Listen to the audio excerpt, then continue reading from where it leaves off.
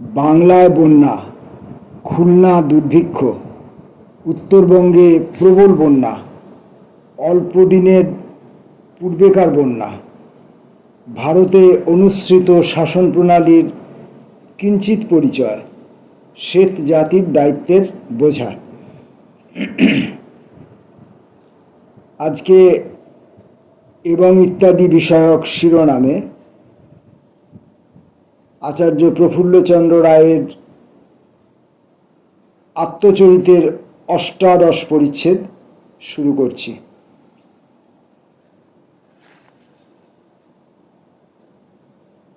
1921 সালে আমি যখন চতুর্থবার ইংল্যান্ড ভ্রমণ করিয়া আসিলাম, সে সময় খুলনা জেলায় সুন্দরবন অঞ্চলে দুর্ভিক্ষ দেখা দিল। কলিকাতায় থাকিয়া আমি অবস্থার গুরুত্ব বুঝিতে পারি নাই। মে মাসে গ্রীষ্মের ছুটির সময় আমি যখন গ্রামে গেলাম, তখন আমার চোখের সম্মুখেই দুর্ভিক্ষের ভীষণতা দেখিতে পাইলাম। পরপর 2 বছর অজন্মার ফলেই এই অবস্থার সৃষ্টি হইয়াছিল। জনসাধারণের মা বাপ, ম্যাজিস্ট্রেট, কালেক্টর এ অবস্থা দেখিয়াও অবিচলিত ছিলেন, কিন্তু সংবাদপত্রে ইহা লইয়া খুব আন্দোলন হইতেছিল। গভর্নমেন্টের চক্ষুকর্ণ স্বরূপ ম্যাজিস্ট্রেট এসব বিষয় তুচ্ছ মনে করিতেছিলেন। চারিদিক হইতে অন্ন কষ্টের যে হাহাকার উঠিতেছিল, তাহা গ্রাহ্য করা তিনি প্রয়োজন মনে করেন নাই।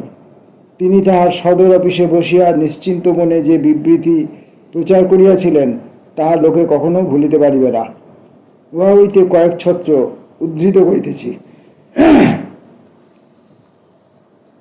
প্রায় প্রত্যেক গ্রামেই অপর্যাপ্ত ফল জন্মে। খাল হইতে ছোট ছোট ছেলেরাও মাছ ধরিতে পারে এবং চাহিলেই একরূপ বিনামূল্যে দুধ পাওয়া যায়। ভারতের দুর্ভিক্ষের সঙ্গে যাহাদের কিছু পরিচয় আছে, তাহারাই জানে যে দুধ অসম্ভব রূপে সস্তা হওয়া দুর্ভিক্ষের ভীষণতার লক্ষণ। পিতামাতা তাহাদের শিশু সন্তানকে বঞ্চিত করিয়া দুধ বিক্রয় করে, যদি তাহার পরিবর্তে কিছু চাল পাওয়া যায়। কিন্তু দুধ কিনিবে কে? কেননা ভারতে এখন দুর্ভিক্ষের অর্থ টাকার দুর্ভিক্ষ। পাঠককে একথাও স্মরণ করাইয়া দেওয়া নিষ্প্রয়োজন যে সুন্দরবন অঞ্চলে ফলের গাছ হয় না এবং ফলের গাছ সেদিকে নাই। এখানে বলা যাইতে পারে যে ভারতে যখনই কোনো বন্যা ও দুর্ভিক্ষ হয়, গভর্নমেন্ট তাহাদের সিমলা বা দার্জিলিংয়ের শৈলবিহার হইতে প্রথম দুর্গতদের কাতর আবেদনে কর্ণপাত করেন না। ক্রমে যখন সংবাদপত্রে ও সভা সমিতিতে আন্দোলন হইতে থাকে এবং তাহা উপেক্ষা করা কঠিন হইয়া ওঠে, আমলাতন্ত্রের প্রভুরা তখন কিঞ্চিত অস্বস্তি অনুভব করেন। কিন্তু তখনও সরকারি বিবরণ না পাইলে তাহারা কিছু করিতে চান না। সেক্রেটারিয়েট ও এ বিষয়ে বিভাগীয় কমিশনের উপর নির্ভর করেন, কেননা তিনি সংবাদ আদান প্রদানের ডাকঘর বিশেষ। কমিশনার জেলা ম্যাজিস্ট্রেটের নিকট, জেলা ম্যাজিস্ট্রেট আবার পুলিশের দারোগার নিকট হইতে রিপোর্ট তলব করেন। দারোগা গ্রাম পঞ্চায়েতের উপর এবং পঞ্চায়েত গ্রাম্য চৌকিদারের উপর সংবাদ সংগ্রহের ভার দেন। এইসব চতুর অধস্তন কর্মচারীর দল জানে যে কিরূপ রিপোর্ট গভর্নমেন্টের মনোমত হইবে এবং সেই অনুসারেই রিপোর্ট প্রস্তুত হয়। গেজেটে যে সরকারি ইস্তাহার বাহির হয়, তাহা এইরূপ প্রত্যক্ষ সংবাদের উপর নির্ভর করিয়া লিখিত। কোনো স্বাধীন দেশ হইলে খুলনার ম্যাজিস্ট্রেট অথবা বন্যার জন্য রেলওয়ে এজেন্টই যে কেবল কঠিন শাস্তি পাইত তাহা নয়, মন্ত্রিসভাও বিতাড়িত হইত। কিন্তু ভারতে বন্যা দুর্ভিক্ষ সম্পর্কে এইসব ব্যাপার নিত্যই ঘটিতেছে। বন্ধুবর্গের অনুরোধে দুর্গতদের সেবা কার্যের ব্যবস্থা এবং দেশবাসীর নিকট সাহায্য প্রার্থনা করিবার দায়িত্ব আমি গ্রহণ করিলাম। দেশবাসী সর্বান্তকরণে সাড়া দিল, যদিও গভর্নমেন্ট সরকারিভাবে খুলনার এই দুর্ভিক্ষকে স্বীকার করেন নাই। শ্রীযুক্ত নগেন্দ্রনাথ সেন, জ্যোতিষচন্দ্র ঘোষ, কুঞ্জলাল ঘোষ প্রভৃতি খুলনার জননায়কগণ আমাকে এই কার্যে বিশেষভাবে সহায়তা করিলেন। বরিশাল ও ফরিদপুর জেলা হইতে বহু স্বেচ্ছাসেবক আসিয়া আমার কাজে বিশেষভাবে সাহায্য করেন। 1922 সালে উত্তরবঙ্গে বন্যা সম্বন্ধে বলা যাইতে পারে যে গ্রামবাসীর প্রার্থনা গ্রাহ্য করা হইত। তাহলে এই বন্যা নিবারিত হইতে পারিত, অন্ততপক্ষে ইহার প্রকোপ খুবই হ্রাস পাইত। কিন্তু দুর্ভাগ্যক্রমে ভারতে এই সমস্ত আবেদন নিবেদন সরকারি কর্মচারীরাও গ্রাহ্য করে না। যে কোনো নিরপেক্ষ পাঠকই বুঝিতে পারিবেন যে গভর্নমেন্ট এই বন্যার জন্য সম্পূর্ণরূপে দায়ী। বন্যা হইবার 1 বছর পূর্বে গ্রামবাসীরা রেলওয়ে বাঁধ সম্পর্কে গভর্নমেন্টের নিকট দরখাস্ত করিয়াছিল। দরখাস্তকারীগণ অজ্ঞ গ্রামবাসী, কিন্তু একথা তাহারা বেশ বুঝিতে পারিয়াছিল যে যদি রেলওয়ে বাঁধের সংকীর্ণ কালভার্টগুলির পরিবর্তে চওড়া সেতু করিবার ব্যবস্থা না হয়, তবে তাহাদিগকে সর্বদাই বন্যার বিপত্তি সহ্য করিতে হইবে। কিন্তু কার্যত ঠিক ইহাই ঘটিয়াছিল। আসল কথা এই যে বিদেশি অংশীদারদের স্বার্থের দিকে দৃষ্টি রাখিয়া রেলওয়ে রাস্তা ও বাঁধগুলি তৈরি করা হয়। খরচা যত কম হইবে, অংশীদারের লাভের অঙ্ক তত বেশি হইবে। এই কারণে রেলপথ নির্মাণ করিবার সময় বহু স্বাভাবিক জল নিকাশের পথ মাটি দিয়া বন্ধ করিয়া ফেলা হয়, অথবা তাহাদের পরিসর এত কম হয় যাতে সংকীর্ণ কালভার্ট দ্বারাই কাজ চলিতে পারে। আনন্দবাজার পত্রিকার 1922 সালের 21 নভেম্বর তারিখে রেলওয়ে বাঁধই যে দেশের সর্বনাশের কারণ এই প্রসঙ্গে সম্পাদকীয় মন্তব্যে লিখিয়াছেন। রেলওয়ে লাইনই যে উত্তরবঙ্গের লোকেদের অশেষ দুঃখ দুর্দশার কারণ এ বিষয়ে আমরা একটি প্রবন্ধ ইতিপূর্বে লিখিয়াছি। আদমদিঘি এবং নসরতপুর অঞ্চলের গ্রামবাসীরা বগুড়ার জেলা ম্যাজিস্ট্রেট মারফত রেলওয়ে এজেন্টের নিকট দরখাস্ত করে যে পূর্বোক্ত 2টি স্টেশনের মধ্যে রেলওয়ে লাইনে সংকীর্ণ কালভার্টের পরিবর্তে চওড়া সেতু তৈরি করা হোক। তা হইলে প্রবল বর্ষার পর উচ্চভূমি হইতে যে জলপ্রবাহ আসে তাহা বাহির হইবার পথ পাইবে। ইহার উত্তরে রেলওয়ে এজেন্ট জেলা ম্যাজিস্ট্রেটকে নিম্নলিখিত পত্র লিখেন। নম্বর 1356 VW ইবি রেলওয়ের agent lieutenant colonel H.A. Cameron CIE বগুড়ার ম্যাজিস্ট্রেটের বরাবর, কলকাতা 28 অক্টোবর 1921। মহাশয়, আপনার 1921 সালের 25 এপ্রিল তারিখের পত্র পাইলাম। ওর সঙ্গে উমিরউদ্দিন জোদ্দার এবং আদমদিঘি নিকটবর্তী গ্রামসমূহের আদিবাসীগণের যে দরখাস্ত আপনি পাঠাইয়াছেন, তাহাতে এই আবেদন করা হইয়াছে যে আদমদিঘি ও নসরতপুর স্টেশনের মধ্যে একটি সেতু নির্মাণ করা হোক। তদুত্তরে আমি জানাইতেছি যে যথাযোগ্য তদন্তের পর আমরা এই সিদ্ধান্ত করিয়াছি যে উক্ত স্থানে সেতু নির্মাণের কোনো প্রয়োজন নাই। স্বাক্ষর অস্পষ্ট এজেন্টের পক্ষে। মেমো নম্বর 1373 যে বগুড়া ম্যাজিস্ট্রেটের অফিস, 3রা নভেম্বর 1921। উমিরউদ্দিন জোদ্দার ও অন্যান্যের অবগতির জন্য ম্যাজিস্ট্রেটের পক্ষ হইতে এই পত্রের নকল প্রেরিত হইল। স্বাক্ষর অস্পষ্ট।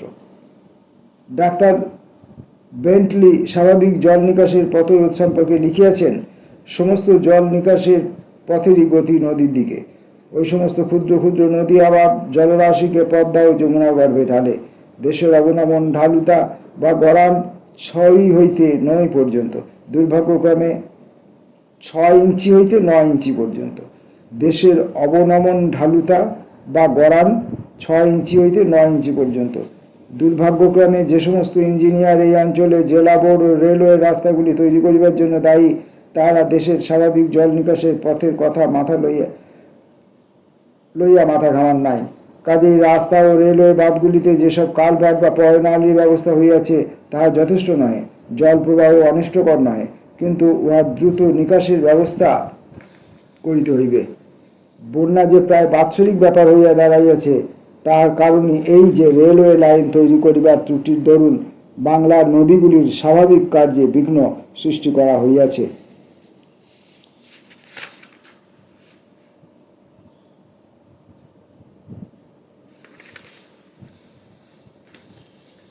আমাদের সম্মুখে প্রধান সমস্যা এই স্বাভাবিক জল নিকাশের পথের পুনরুদ্ধার, যাহাতে প্রত্যেক বর্ষার পর জল দ্রুতগতিতে বাহির হইয়া যাইতে পারে। বাংলার নদী ব্যবস্থাকে সার্ভে করিয়া দেখা যাইতে পারে রেলওয়ে বাঁধের ফলে প্রত্যেক নদীর গর্ভ কিভাবে এবং কতদূর পর্যন্ত বন্ধ হইয়াছে। যেখানে প্রয়োজন যথেষ্ট সংখ্যক নতুন ধরনের কালভার্ট বসাইতে হইবে। এই ব্যবস্থা অনুসারে কার্য করিলে বাংলাদেশ তাহার রাস্তা ও রেলওয়েগুলি ঠিকমতো রক্ষা করিতে পারিবে। ম্যালেরিয়াকে বহুল পরিমাণে দূর করিতে পারিবে, জল সরবরাহের ব্যবস্থার উন্নতি করিতে পারিবে এবং সঙ্গে সঙ্গে ভীষণ বন্যার প্রকোপ নিবারণ করিতে পারিবে। রাস্তা ও রেলওয়ে দ্বারা দেশের জলপ্রবাহের স্বাভাবিক ব্যবস্থা নষ্ট করাতেই যত কিছু গণ্ডগোলের সৃষ্টি হইয়াছে। রেলওয়ে বাঁধ এবং জেলা বোর্ডের রাস্তাগুলি অনেকাংশে বন্যার জন্য দায়ী। গভর্নমেন্টের একজন উচ্চপদস্থ কর্মচারী দ্বারাই সরকারি উক্তি সুস্পষ্ট প্রতিবাদ করা হইয়াছে। এরূপ দৃষ্টান্ত অতীতে বড় একটা দেখা যায় নাই, ভবিষ্যতেও দেখা যাইবে কিনা সন্দেহ। 1922 সালে 22শে সেপ্টেম্বর তারিখে আরম্ভ করিয়া যে প্রবল বৃষ্টির ফলে আত্রাই নদীর গর্ভ প্লাবিত হয়, তাহাই বন্যার কারণ। এই আত্রাই নদী ব্রহ্মপুত্রের শাখা এবং ওই অঞ্চলের সমস্ত জলপ্রবাহ আত্রাই নদীতে যাইয়াই পড়ে। এই ভীষণ বিপত্তির সংবাদ কলিকাতা শহরে এক অদ্ভুত উপায়ে পৌঁছে। 25শে সেপ্টেম্বর তারিখে মেল ট্রেন দার্জিলিং হইতে ছাড়িয়া পরদিন পার্বতীপুরে পৌঁছে, কিন্তু ট্রেনখানি পার্বতীপুর ছাড়িয়া অগ্রসর হইতে পারে না, কেননা পার্বতীপুরের দক্ষিণে কয়েক মাইল পর্যন্ত লাইন জলমগ্ন হইয়া গিয়াছিল এবং রেলওয়ে কর্মচারীরা সংবাদ পাইয়াছিলেন যে আক্কেলপুরে লাইন ভাঙিয়া গিয়াছে। যাত্রীগণ এইভাবে 4 দিন পার্বতীপুরে থাকিতে বাধ্য হন এবং পরে একটা রাস্তা দিয়া তাহাদের কলিকাতায় পাঠানো হয়। বিপন্ন যাত্রীদের মধ্যে স্টেটসম্যানের একজন সম্পাদক ছিলেন। তিনি প্রথম কলিকাতায় আসিয়া এই ভীষণ সংবাদ মর্মস্পর্শী ভাষায় প্রকাশ করেন। রেলওয়ে বাঁধ ভাঙিয়া চারিদিকে কিরূপে একটা সমুদ্রের সৃষ্টি হইয়াছিল, ওই সমস্ত দৃশ্যের ফটোগ্রাফও তিনি প্রকাশ করেন। ইতিমধ্যে অন্য সূত্রে সংবাদ পাইয়া শ্রীযুক্ত সুভাষচন্দ্র বসু ঘটনাস্থলে অবস্থা পরিদর্শন করিতে গমন করেন। সেখান হইতে তিনি আমার নিকট কংগ্রেস অফিসে এবং বঙ্গীয় যুবক সংঘের অফিসে তার করেন। সুভাষবাবু বঙ্গীয় যুবক সংঘের ভাইস প্রেসিডেন্ট ছিলেন। সংবাদপত্রের মারফত সাধারণের নিকট এই মর্মে আবেদন করা হইল যে ইন্ডিয়ান অ্যাসোসিয়েশন হলে জনসভা করিয়া বন্যা সাহায্য কমিটি গঠন এবং ভবিষ্যৎ কার্যপ্রণালী আলোচনা করা হইবে। সকল সম্প্রদায়ের লোক এই সভায় অপূর্ব আগ্রহ সহকারে যোগ দিয়াছিল। বন্যা সাহায্য সমিতি গঠন হইল এবং আমি তাহার সভাপতি নির্বাচিত হইলাম। আমি প্রথমত এই গুরু দায়িত্বভার গ্রহণ করিতে সম্মত ছিলাম না, কেননা তখন সবেমাত্র আমি খুলনা দুর্ভিক্ষের জন্য কর্তব্য সমাপন করিয়াছি। কিন্তু লোকে আমার আপত্তি গ্রাহ্য করিল না এবং বাধ্য হইয়া সভাপতি পদ গ্রহণ করিতে হইল। বন্যায় কিরূপ ক্ষতি হইয়াছিল তাহা বুঝাইবার জন্য স্টেটসম্যান হইতে নিম্নলিখিত বর্ণনা উদ্ধৃত করিয়াছি। ওই সংবাদপত্র ভারতবাসীর প্রতি অতিরিক্ত প্রীতিবশত অতিরঞ্জন করিয়াছে, একথা কেউই বলিবেন না। বন্যার ফলে লোকের যে সম্পত্তি নাশ হইয়াছে, যে ক্ষতি হইয়াছে, গভর্নমেন্টের হিসাবে তার পরিমাণ খুবই কম ধরা হইয়াছে। সরকারি স্বাস্থ্য বিভাগের সহকারী ডিরেক্টর হিসাবে বগুড়া জেলার ক্ষতির পরিমাণ 1 কোটির উপরে। তলরা গ্রামে প্রায় 200 বাড়ির মধ্যে 7খানি মাত্র চারাঘর অবশিষ্ট আছে।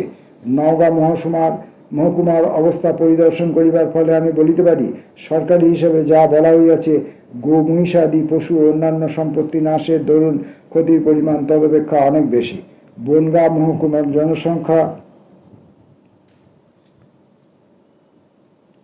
প্রায় 5 লক্ষ এবং এই মহকুমার এলাকায় প্রায় 60,000 গৃহ ধ্বংস হইয়াছে। প্রায় সমস্ত গাঁজার ফসল নষ্ট হইয়াছে এবং ধান্য ফসল অতি সামান্যই রক্ষা পাইবে। Statesman 15 October 1922। সরকারি ইস্তাহারেই স্বীকৃত হইয়াছে যে বগুড়ার বন্যা বিধ্বস্ত অঞ্চল অপেক্ষা রাজশাহী বন্যা বিধ্বস্ত অঞ্চলের আয়তন প্রায় 3 গুণ বেশি এবং সেখানে গৃহ ও সম্পত্তির ধ্বংস বাবদ ক্ষতির পরিমাণ অনেক বেশি। সরকারি স্বাস্থ্য বিভাগের সহকারী ডিরেক্টর হিসাবকে ভিত্তিস্বরূপ ধরিলে পাবনা ও রাজশাহী জেলায় মোট ক্ষতির পরিমাণ 5 কোটি টাকা কম হইবে না এবং বন্যা বিধ্বস্ত অঞ্চলের ক্ষতির পরিমাণ 6 কোটি টাকা ন্যূন হইবে না। বিজ্ঞান কলেজের প্রশস্ত গৃহে বন্যা সাহায্য সমিতির অফিস করা হইল এবং অপূর্ব উৎসাহের চাঞ্চল্যে ওই বিদ্যা মন্দিরের নীরবতা যেন ভঙ্গ হইল। দলে দলে নরনারী ওই স্থানে যাতায়াত করিতে লাগিল। প্রায় 70 জন স্বেচ্ছাসেবক, তাহার মধ্যে কলিকাতার কলেজসমূহের ও বিশ্ববিদ্যালয়ের অধ্যাপকও ছিলেন। প্রত্যহ সকাল হইতে মধ্যরাত্রি পর্যন্ত অনবরত কার্য করিতেন। সাধারণ কার্যালয়, কোষাগার, দ্রব্যভাণ্ডার, টাকাকড়ি, জিনিসপত্র পাঠাইবার অফিস এবং ওই সমস্ত গ্রহণ করিবার অফিস এক একটি ঘরে। এই সমস্ত বিভিন্ন বিভাগের জন্য পৃথক পৃথক স্থান নির্দিষ্ট হইল। কলিকাতা অফিসের একটি বৈশিষ্ট্য ছিল প্রচার বিভাগ। জনসাধারণকে ওই বিভাগ হইতে সঠিক সংবাদ সরবরাহ করা হইত। ভারতের সর্বত্র, এমনকি ইংল্যান্ড, ফ্রান্স, আমেরিকাতেও সাহায্যের জন্য আবেদন করা হইল। এই বিশাল প্রতিষ্ঠানের কার্য ঠিক ঘড়ির কাঁটার মতো নিয়মিতভাবে চলিত। প্রতিষ্ঠানটি নানা শ্রেণীর লোক লইয়া গঠিত হইয়াছিল বটে, কিন্তু সকল কর্মীর প্রাণেই বন্যাপীড়িতের জন্য সমবেদনা ও সেবার আগ্রহ ছিল।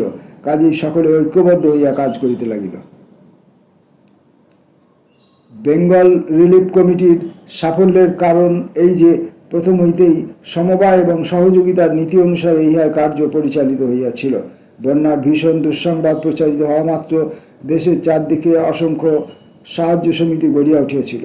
বেঙ্গল রিলিফ কমিটি এইগুলির কার্যকে ঐক্যবদ্ধ ও সুনিয়ন্ত্রিত না করিলে নানা বিশৃঙ্খলার সৃষ্টি হইত এবং বহু শক্তির অপব্যয় হইত।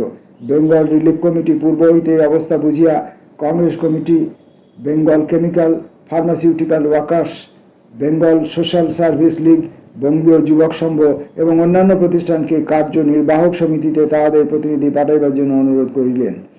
উদ্দেশ্য যাহাতে পরস্পর পরামর্শ আলোচনা করিয়া কার্যের শৃঙ্খলা বিধান করা যাইতে পারে। এই আহ্বানে সকলেই সাড়া দিলেন এবং বিভিন্ন প্রতিষ্ঠানের হস্তে বিভিন্ন অঞ্চলে ভার অর্পিত হইল। এইরূপে এমন একটি কার্যসংঘ গড়িয়া উঠিয়াছিল, যার মধ্যে প্রত্যেক শাখা সংঘের স্বাতন্ত্র্য ও কার্যশক্তি অব্যাহত ছিল, অথচ সকলে মিলিয়া একটি বিরাট কার্য পরিচালনা সম্ভবপর হইয়াছিল। শ্রীমান সুভাষচন্দ্র বসুর হৃদয়ে আর্তের দুঃখে স্বভাবতই বিগলিত হয়।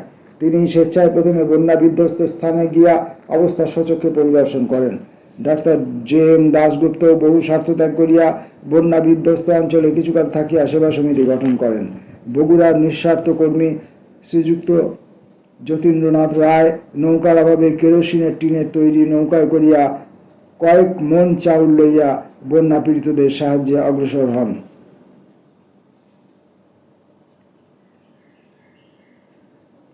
বেঙ্গল কেমিক্যালের সুপারিনটেন্ডেন্ট শ্রীযুক্ত সতীশচন্দ্র দাশগুপ্ত তাহার কারখানা হইতে বহু স্বেচ্ছাসেবক সংগ্রহ করিয়া বন্যা বিধ্বস্ত অঞ্চলে গমন করেন।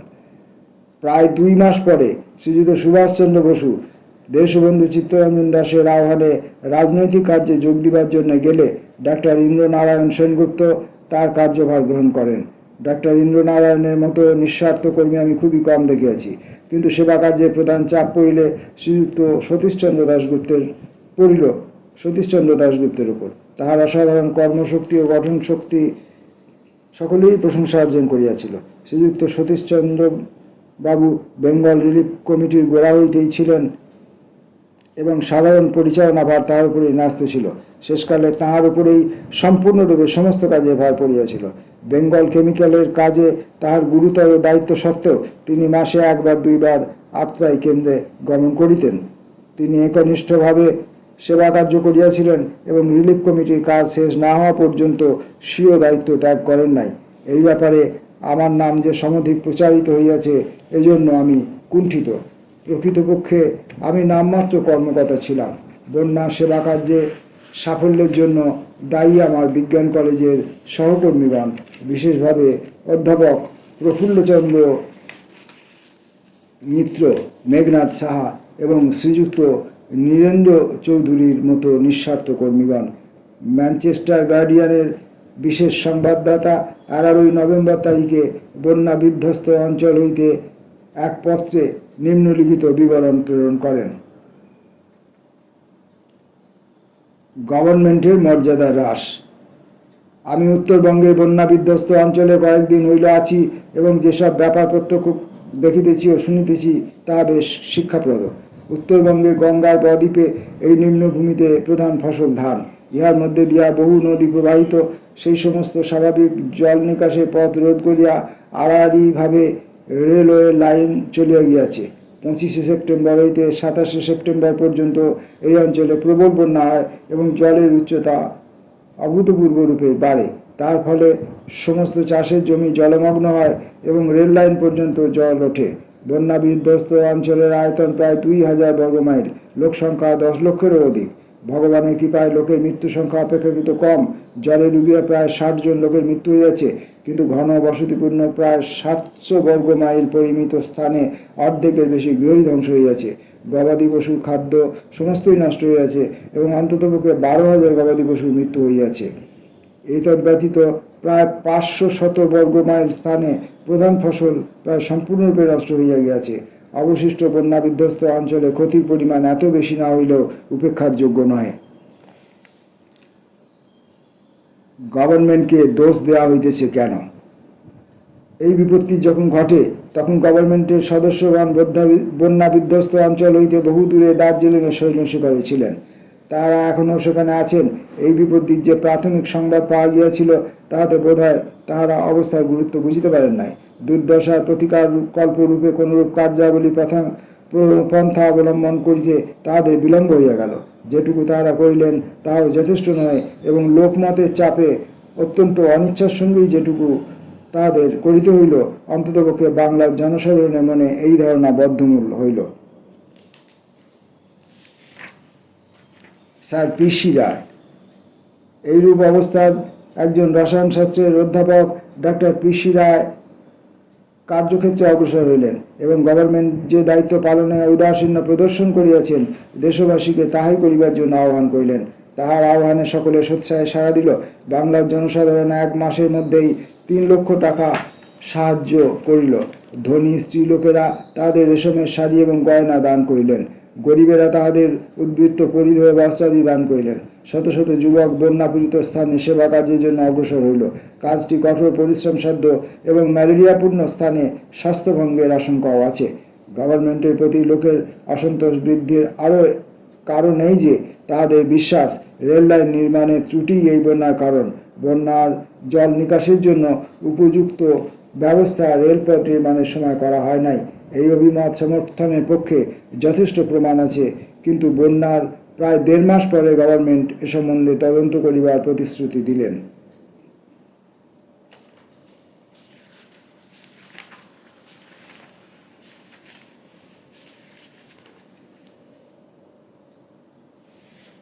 পরবর্তী অংশ পরের ভিডিওতে পাঠ করব। নমস্কার।